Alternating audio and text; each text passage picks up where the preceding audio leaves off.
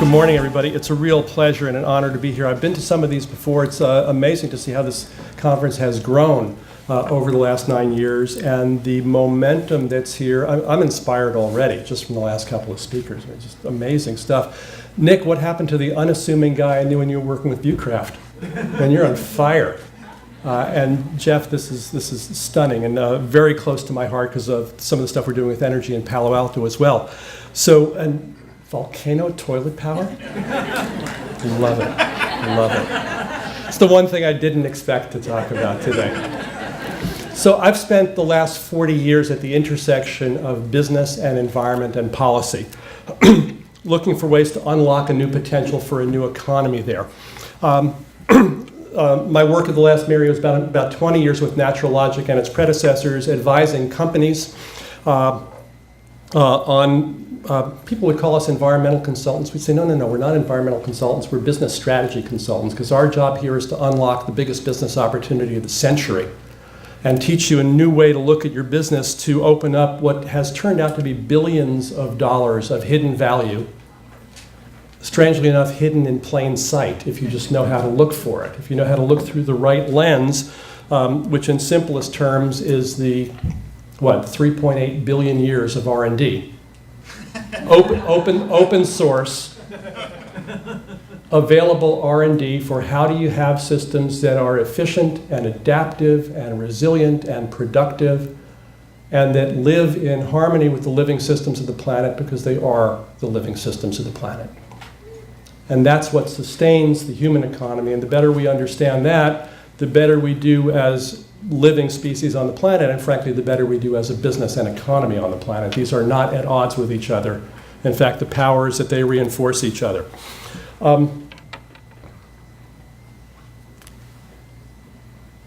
About, what is this now, 70 years ago, in the weeks after the attack on Pearl Harbor that launched the entry of the United States into World War II, President Franklin Delano Roosevelt called a meeting of the heads of all the automobile companies. And they all came to Washington. It wasn't corporate jets at the time. Some of them were by train and some of them were in Cadillacs. They all came to meet with the president.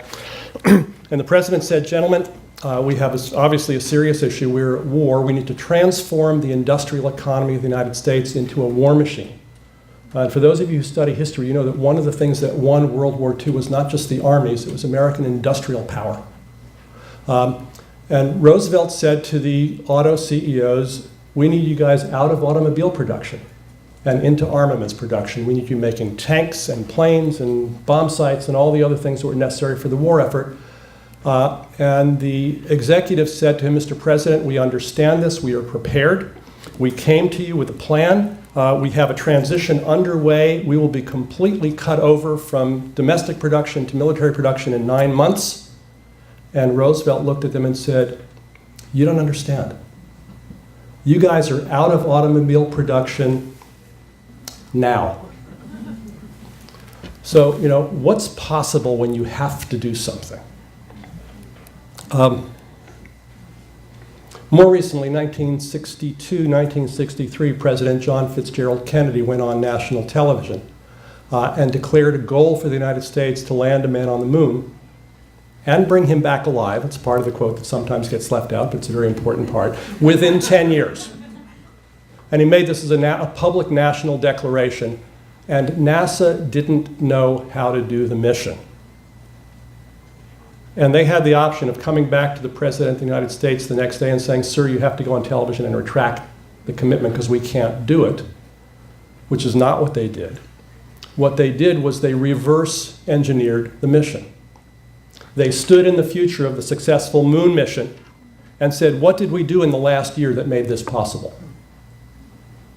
What did we do in the year before the last year that made the last year possible? And I went backwards step by step to today. And it's a powerful frame because, sometimes when you look at things that look impossible, I can't see how to get from here to there because my vision is focused on where I'm standing right now and the steps that I can take right now. You can't see possibilities that you can see by standing in the future, standing in your commitment, standing in what you want to see happen, and designing backwards to where we are now. We're in a very different world today, both in two ways. One is the situations that we find ourselves in. If you look at the census of superstorms over the last several decades, billion-dollar storm events in the 1980s, 2 of them in the United States. In the 1990s, 5 of them. In the aughts, 5 of them. And in the first 2 years of this decade, 10. If you remember Superstorm Sandy a couple of years ago, somebody said as they were looking at the maps of the parts of Lower Manhattan that were underwater and the subway stations that were flooded, somebody in the mayor's office said, nobody could have anticipated this. And this is one of the blessings of the internet, is that it didn't take more than 3 hours before somebody produced a 20-year-old map of Lower Manhattan planning that showed to the meter where the flooding was likely to be. No one could have anticipated this, or no one was prepared to deal with what was a possibility in a way that was responsible and productive. We're dismantling the lungs of the planet. More than 80% of the forests of Borneo are gone. Why? For palm oil, so that we don't have to eat trans fats. And we can talk about the oceans and more. This is not just an issue of climate. This is an issue of the way that we live on this planet.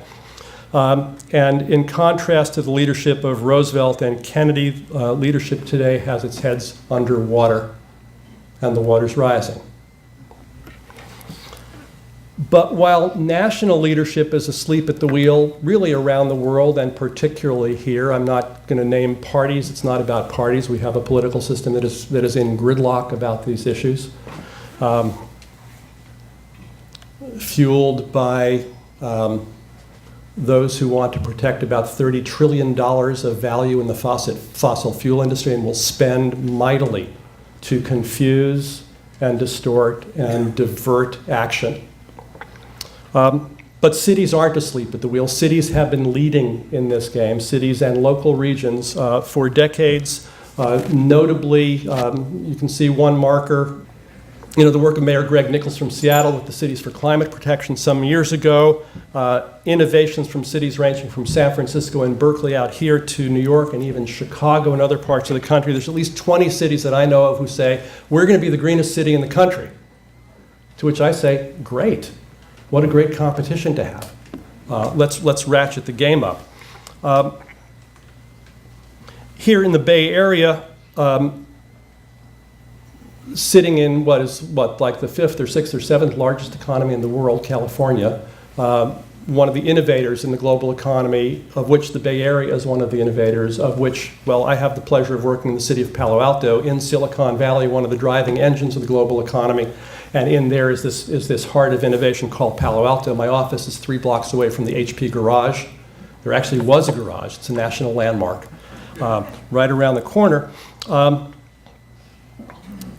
so cities have this enormous opportunity to drive this change. What do cities do? I mean, the places where we have impact is in the actions that we take as a government, the money that we actually spend in service of our citizens. It's the policies that we enact and the initiatives that we enact to influence the behavior and actions and investments of others. And it's the engagement and the influence, the education and the convening and the invitations that we generate, not just to our citizens and the businesses that work in our borders, but to the neighboring cities in the peninsula and in the Bay Area as a whole and in Northern California, because, competition aside, sustainability is a team sport. This is not something that any of us solves by ourselves. It's a collaborative effort at various scales, and one of the opportunities here is to look for those opportunities of collaboration at different scales. Let me talk a little bit about Palo Alto. You know the city in concept. It's a small city. It's about 66,000 residents, about 90,000 employees. It has a municipal utility, has for 100 years, so we're providing electricity, natural gas, water, wastewater, solid waste pickup, and fiber, which is a remarkable position for us to be in because we can influence that directly and move on that directly without the things that complicate the life of a PG&E, whatever it might intend to do. As of last year, we're delivering carbon neutral electricity to all our customers. Big accomplishment. Thank you. And we're doing it cheaper than PG&E delivers their power. We're awarded last week the most electric vehicle ready small to medium sized community in the Bay Area, reflecting I'm always a little embarrassed when we get these awards because it's actually a drop in the bucket, and it's meager efforts, and yet it's some of the best around. So our approach to that is not to pat ourselves in the back and say, isn't that great, but to use that to supercharge the next step. Revising our green building policies to be at least 15% ahead of the California requirements. We're transforming our waste management systems. Net in the estimate of our emissions right now, we think we're about 34% below our 1990 emissions, which again is awesome.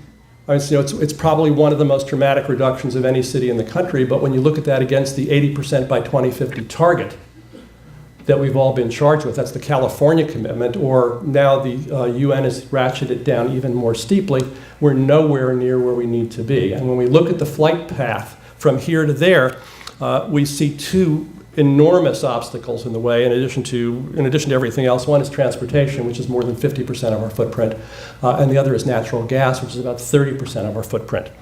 So we face a bunch of challenges. Obviously, driving efficiency in everything we do, fuel switching. Any of you remember 30 years ago, the message was, don't build all electric homes, do go to natural gas, because all electric was going to be coal-powered or nuclear-powered and bad, like go to natural gas. Well, now we're going to deliver the opposite message and say, how do we get off of natural gas, which is not only generates greenhouse gas emissions, but generates 2 times or more than we thought it did when you consider the supply chain leakages and not even getting into the impacts of fracking. So we need to transform the entire infrastructure of a city if we want to think about being a carbon-free city and move people from, whether it's their home water heating or space heating or their vehicles, move them to electric, which then in turn puts demands on our grid to generate even more clean power. So we need to grow our production capacity for solar locally, our ability to buy solar elsewhere, and really make that work. In transportation, there are technology solutions ranging from EVs. I think we have the highest density of EVs in the country, probably. Some advantages to being a wealthy community. To visionary ideas like the driverless cars that Google are propagating, which are not just about being cool and techy, but allow a lot more transportation and mobility to happen for much less capital infrastructure. Move more people on highways with less spacing so you can actually increase capacity in a variety of ways. It's old-fashioned stuff like getting school buses back. More than half of our transportation footprint is non-commute travel. So what's that? That's taking your kids to school, it's going shopping, it's meeting your friends for lunch, going to the movies, which we now do in cars, single vehicle occupancy cars, single occupant SUVs. So this is not about technology fix. This is behavior, as Jeff was talking about, and it goes right to the challenge of the urban form that we've inherited from the 1950s and 60s, of which, well, you have also here, low density, dispersed homes, large lots. You can't do normal mass transit in that kind of density. So what can you do? How do you reinvent not just ways of getting people around, but reinvent the notion of mobility in a city and access that doesn't require as much transportation to have high quality of life? One of the city council members asked me last week when we were presenting this program to him, he said, one of the ideas we threw out was a car-free city. And he said, car-free city? Wait, so are you telling me you're going to ban cars? And bless his heart, he didn't need to wait for me to answer. He said, or are you talking about a city where cars aren't necessary? Yeah, that, sir. How do we get there? I don't know yet. NASA didn't know how to get to the moon yet. Gotcha. 10 minutes now.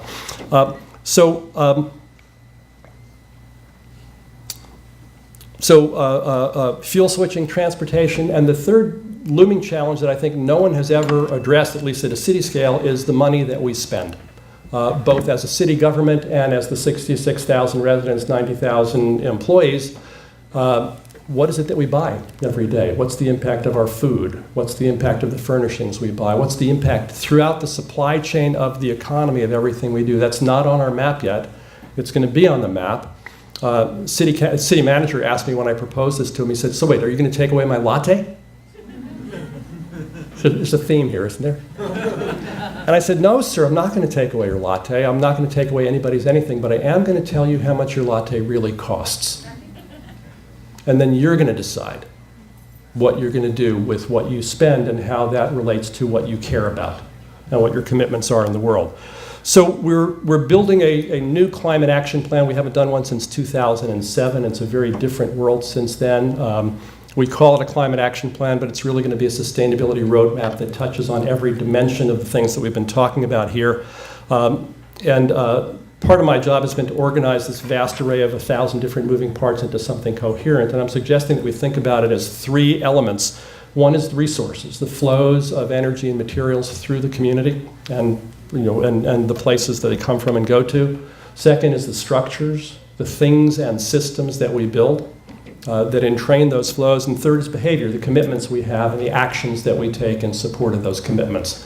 And this is hypothetical, but I think we can organize the story around those in a way that everybody can understand, from the executives of the companies like HP and SAP and VMware and so forth, and hundreds of startups in our community, to average residents down to school kids, so we can all be thinking about the same story and looking for how that shows up in our lives and what we can each of us do there. We're going to do this with a commitment to openness and open data. The city already has all of its budget information online that people can interact with and slice and dice and experiment with the city budget. We're a leader in open data. We'll do it with broad citizen engagement, and we'll do it with a notion of the city as a laboratory. And that's what I'm telling my friends. That's what I'm telling you. I got a rockin' laboratory, folks. Bring me experiments. I've got a city that is well-resourced, that has an aspiration to do something great, that happens to have in its borders a pretty decent university, not quite as good as Sonoma State, but I hear good things about it. And we're going to ask people three questions. Number one, who do you really want to be? Or to put it another way, what kind of future do you want? How good do you want to have it be? Where are we going? Are we going to shoot for 80% greenhouse gas reductions by 2050, as the state of California has committed? Or are we going to do it by 2030, as Fort Collins, Colorado, another city with a muni, has done? Are we going to do 100% reduction by 2025, as some of my bolder friends have proposed? Whatever it is, what would it actually take to do that? Treat these as scenarios, as flight paths like NASA did with the moon mission, and say, what would it actually take to do that? What's the technology? What's the engineering? What are the policies? What's the capital investment? What are the personal decisions? What are the behavioral changes? What would it actually take to do any of those futures? And then question number three, which one are you going to choose? Which one will you commit to and take action in support of? And that's an open choice, because my CM doesn't have to give up his latte, my city council member doesn't have to give up his car, but they have to make a choice of what they will do. And let's make that choice, let's make it together and publicly, and then drive actions in support of that. One of the things I hear a lot, as you imagine, from people is, Gil, that's just impossible. They're sometimes less polite in how they say, it's like, what are you thinking? Are you serious? We couldn't possibly afford that. Or often I hear, they'll never let you do that. We talk about leapfrogging green building programs. Well, the developers will never let you do that. Well, sure, they'll never let you do that if you think you're taking money out of their pockets, if you think they're going to cost them profits or delay sales. But we took our permitting time for photovoltaic installations down from 70 days to 3 days to 1 day to over the counter. So, because of a commitment to design, to being clear on what's necessary, it's not a matter of environmental protection versus regulation, but how do you do this in a way that actually works for business? So part of the job is to build bridges across people and groups that apparently disagree with each other, but in fact, when you peel the layers of the onion down to what our real cares and concerns are, we find enough common ground to provide a platform for collaboration and for innovation. And one of my favorite stories about this kind of work these days is Diageo, the spirits company. They make liquor, whiskeys, and so forth. And Diageo, early in this decade, set a bold greenhouse gas reduction goal for 2015, really driven by the guts of the CEO. It was not a designed, engineered strategy. He said, we need to do this, let's shoot for there. His people came back and said, boss, no way. He said, work on it. And they would work on it and come back and say, we've made some progress, but we can't really go any further. He said, well, work on it some more. Just like, do your best, see what you can do here. Bottom line of the story is that Diageo met its 2015 greenhouse gas reduction goals in 2012 and did it at a profit. So what's possible? What's good business? How do we think about this stuff? So, to the questions of impossibility, I mean, this is why I took this job with Palo Alto. It's a big shift to move from private sector as a consultant, advising people on great opportunities. I decided to move to having my hands on the wheel and my ass on the line somewhere. But not just anywhere, somewhere here, because this is a place in the world, Palo Alto and Silicon Valley, where you don't get to say it's impossible. That's just not part of the business culture here. It might be in Kentucky or New York or somewhere else, but here it's not. Here the job is, how do we invent the impossible? How do we invent it fast? How do we scale it? And scale, by the way, doesn't necessarily have to mean billion-dollar companies with hockey stick rates of return to satisfy venture capitalists. Scale can be the growth of the networked small. What you're doing here, what Bali is doing, what we're all doing around the planet, the scale of many small inter-networked together, I think is a competitive force that the big dogs have not yet understood. So there's the game we're playing. And, think about what's happened. In the 1960s, it took a forklift truck to put a 5 megabyte memory array onto a Pan Am airliner. And now you can balance 32 gigabytes on your fingertip. 10 years ago, if somebody told you that nobody would be selling or buying encyclopedias anymore, and we'd all be using an encyclopedia created for free by volunteers that was more trusted than anything else, they would have thought you're absolutely nuts. 10 years ago, who would have told you that you would have a supercomputer in your pocket that would take up 20 feet of this room when I was a kid in high school? And now we use this to have fierce political debates with people we don't know and send pictures of cats playing pianos. So, that's the funny part. The serious part is, what's our job here? Our job, and to be very clear, we talk about sustainability in lots of ways, but I think what we're really here to do is to transform the economy of the planet. Yes. This planet. And to do it in one generation. That's the challenge, and if that's not a great business challenge, I don't know what is. So the questions that I would ask you, as I'm asking my community, and particularly to the people who say, this is impossible, this is hard, I can't see a way, is, well, what if we had to? What if we had to? What if we could? Or as my assistant city manager is fond of asking in really stuck meetings in the city government, what might be possible here? It's a gentler way at the same kind of question. What might be possible here? What could you imagine? Maybe we can experiment a little bit. Maybe we can try some things out. And one more question for you is, what will you do? What will you do that's rooted in local, that's grounded in collaboration, that's built on an understanding of the physical metabolism of this region, the flows of energy and cycles of materials that sustain the physical life and the economic life of this region. And as Jeff said, how do we leapfrog and learn together? So it's a constant leapfrogging and learning and sharing with each other. Because the fact is that we vote for a future every day.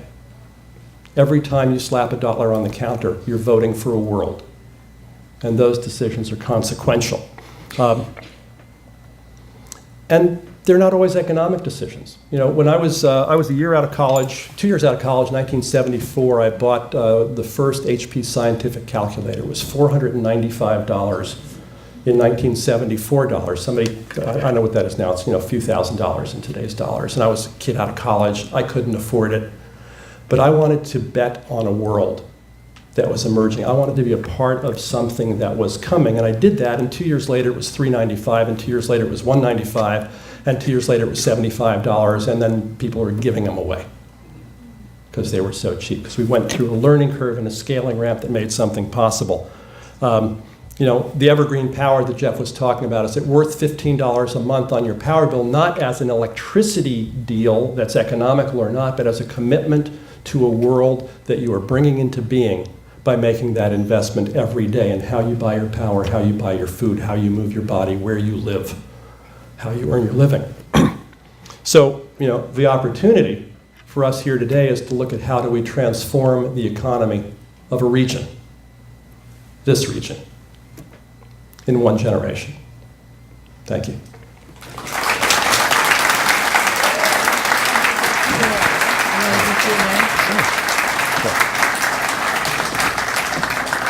Can you talk about investment redirection? Well, investment redirection is key, and since you're involved in that work, you know that game is on. The whole impact investment world is moving very rapidly. Even in the traditional financial management organizations, big financial managers are starting to develop a new understanding of what risk looks like, and the material risks of climate change and the material risks of the carbon bubble. If you have any of you heard the term carbon bubble before? Any of you not? So you want to look this up. The International Energy Administration has said that in order to have a prayer of holding climate change below 2 degrees Celsius, which is already problematic, in order to have a prayer of doing that, 80% of the fossil fuel reserves on the planet need to stay in the ground. Wall Street has understood that's a material risk to these companies, not necessarily because that will happen, because that could happen. And as we see the rapid transformation of industries in the next couple of decades, the risk-reward profile in the investment landscape changes. So some smart money is moving in those ways. Some large pension funds are moving money in those ways. This is not an area that the city itself is focused on very hard, but because we don't do a lot of directed business development. But I think the challenge we have in Silicon Valley is how to shift the business model from the venture capital hockey stick rapid exit to, well, what some folks are calling the evergreen trust business model that says you profit from revenue from the business, like dividends, like a bond. Treat a business like a bond instead of like a VC. What does an innovative business look like if the exit is not rapid growth, but if the exit is no exit? Long-term buy and hold, long-term development. Now, this is not crazy stuff, and this is how Warren Buffett became the richest man in the world, is with buy and hold, not with market timing. So it's a rich territory. I encourage people who don't know about this to talk with you. I said that we vote with our dollars when we buy, but we also vote when we invest. And how many of us have a commitment to sustainability but still move money around in our 401ks based on a quarter of a point advantage here or there? Think about that. As the polar ice cap is melting, a lot of companies are just salivating to get in there and extract as much as they can. Could you suggest the best way for us common people to do something about that? I guess three things. Vote. And vote and organize. So vote in terms of who you put into office from local level to national level, because as much as we sometimes think that it doesn't make a bit of difference, look at the Supreme Court today and you know that it makes a bit of difference. Vote with your dollars in what you buy and what you invest in. But fundamentally, it's organizing. It's organized people with focused effort to move these things is where change happens. And every time I see somebody bemoan, a crazy senator from some state propagating some kind of Tea Party legislation, I think, well, wait a minute, who organized effectively to win that election? When you see a crazy school board propagating strange educational policies, the question is who organized to get that school board elected? And it does no good to shake your head in dismay, as I confess I sometimes do, at how crazy stuff is out there. It does no good to shake your head in dismay. It does good to organize with people who share your concerns to get into effective action to make things move in the world. So that's not the direct answer to your question, but that's the pathway to the answer. It's going to have to be handled in international treaties, but more dramatically, it's going to be handled in business competition that renders those assets not valuable anymore. Because there's no police authority that's going to stop that from happening. It has to be a shift in value. We have time, I think, for two more questions. Back over here. Hi, so you were a big wheel in the private industry side of this, and now you're a big wheel in the public side of this. So my question is, you seem like the person to ask, if you could say there's one thing that the federal government could do that would move this whole process forward, what would it be? End the subsidies to destructive practices. I mean, the background issue that's concerned me through my entire working career since my work with Bucky Fuller on the World Game back in the early 70s is how do we get the prices right? You can't have a market that works if the market lies every day by presenting you the wrong costs of the things that you're making economic decisions about. We currently subsidize fossil fuels and nuclear to a far greater degree than renewable energy. In fact, the global subsidy to the coal industry exceeds the value of the coal industry. So if you were a business person and you had a division that had that kind of operating performance, what would you do? You'd shut it in a heartbeat, right? You'd write down the loss and you'd be done with it. And yet here we have this continuing subsidy in these industries. We've proposed, this is not Palo Alto, this is me as an individual, it's some of my colleagues, Felix Kramer, who's probably more than anybody responsible for plug-in hybrids being in the United States. We did a piece in The Guardian 2 months ago proposing the deal of the century to buy out the coal industry for what we think is about $50 billion. So it's something that a couple of climate hawk billionaires could do. Buy it and shut it. And put the mineral rights in irrevocable trust so they can never be dug, and invest money in redeveloping those communities, and there's ways we think to actually make a profit on doing that. So it's not exactly a government strategy to transform it, but the government piece of the strategy is stop using my money and your money to subsidize industries that are hurting me and my family and your family. Okay. I got the wrap-up signal, so I'll be around. I'd be happy to talk with you all individually. Thank you so much for having me here. Thank you for doing the work that you're doing. This is really exciting to see the momentum and the ferment here in the county. So have a great day.